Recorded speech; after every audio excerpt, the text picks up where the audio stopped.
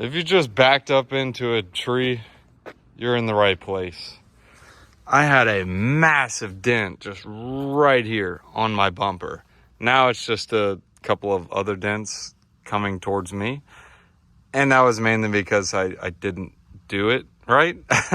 This is my first time doing it. I've never done a bumper before, and all the videos on YouTube involve some form of specialty tools or some form of special equipment. This, all you really need is a socket set, a hammer, and some time.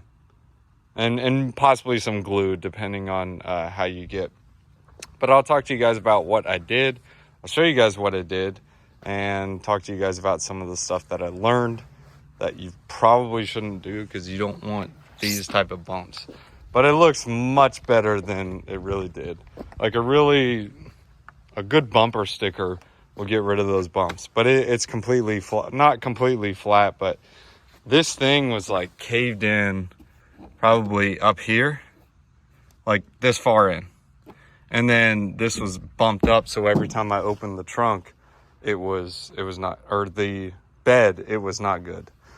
So first things first, to do this, what you need to do is you need to get these caps off. This is the Tundra that I have. It has 3 caps in particular, one middle one and 2 on these sides. So these literally pull up. Now, here's the problem. They have single way caps on most of these. You can see here, if it's not super old. Mine's old, so you can see here these things are all rotten. When you pull it out, they just come right out and they don't go back in. So you're probably going to have to glue it in. Where you would glue it is right around this edge. I just used some caulk, and you can see here it's holding this into place really nice. Like, I used to be able to just lift it up and it would just fly up. But you can use some form of caulk or epoxy and just hold it into play. Now, when you're adhering the glue, make sure you apply pressure. I just used a paint bucket and it worked pretty well. But anyways, you remove all these caps and they go across. The middle cap, depending on your truck, is going to have these lights right here, and those connect in.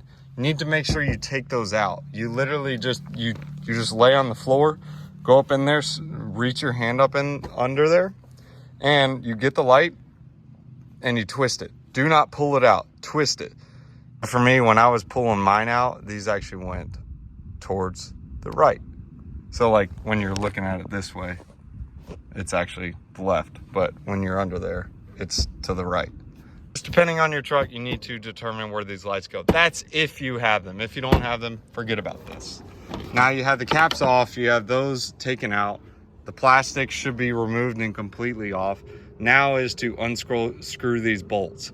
There are a couple of them. There's one here in particular, then there's a couple more going across this, and then there's some under the truck normally. Mine, I had 2 under the truck, unscrewed or actually I had 4 under the truck, but 2, 1 here, 1 over there, and then 2 down at this level. But unscrew those and then your bumper will come out. Keep in mind, before you remove the bumper, you have a couple of things to detach. These are your sensors. You need to detach those. There's little wires, they're tied up in zip ties. Just cut the zip tie, you're fine. Now, also, depending on your truck, you may need to remove the trunk to get to those bolts. I had to remove my trunk. This is actually pretty simple. You literally just pull this up so that it can slide over the screw, and it just comes off like that. And then what you'll do is you'll just put it right back on and it locks into place. Now, that's for those safety wires or hold wires, I guess you want to call it. There's like a little C right here. This will come right out. So if I pull this towards me, you see that? That'll come right out. So I can pull that out. This notch, on the other hand, actually goes in that way. So it has like a little edge to it like this, like on my thumb. And this will actually punch and go into this direction, like into the edge of the truck. And then that will just slide right in. you do have to open your trunk like halfway in order to pull it out. So do keep that in mind. So we have the screws undone, the trunk bed out. Make sure you use 2 people for this. There will be, depending if you have a camera or not, most have, the newer ones have cameras now. There will be a little sensor that's going up into this right here. You don't have to remove that as long as you don't pull the trunk away from you too far. Preferably what you're going to do is use 2 people and actually just rest it right here and lay it right across up here. You're going to have one edge inside the bed and the other one leaning on top. And you're going to have 2 people helping. That way the cord is not overextended. Then after we have all the screws, the caps, everything removed, just take the bumper off. It literally comes right off. Stand on it, take a hammer, and go ham. Now, what I would have done different to get rid of these dents is not use a small hammer.